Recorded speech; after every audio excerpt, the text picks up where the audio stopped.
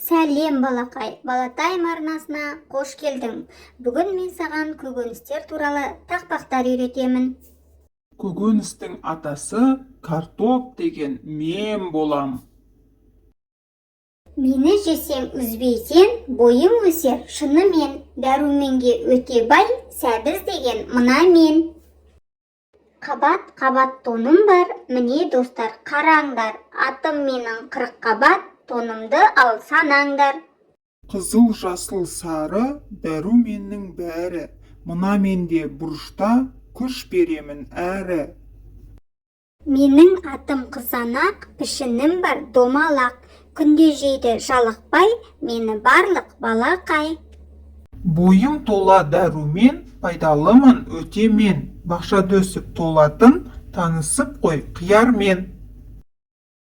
Түрі дәмі ерекше, баялдымын біліп ал, дәмді салат тағамдар мына менен дайындалар. Менің атым Асқабақ, көлемдімін басқадан, дәруменге бая, сырты қатты, іші жұмсақ. Мен ащы бұрышпын, тәбетті ашатын, көзіңе тигізсең, айқайлап жыларсың. Жасыл жапырақ ішінен сары моншақ төгілген, дәм ерекше балтатар, танысып қой жүгерімен.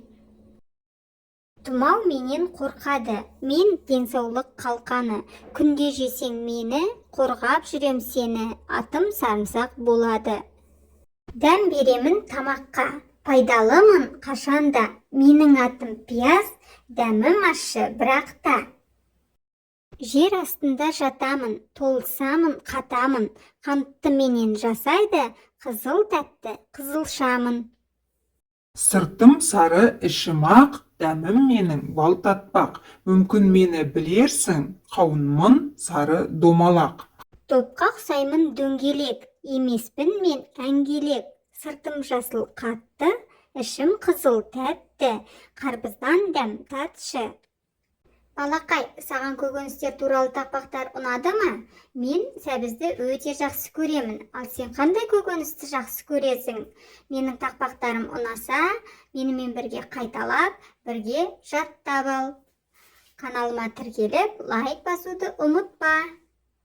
Арнамда жолыққанша.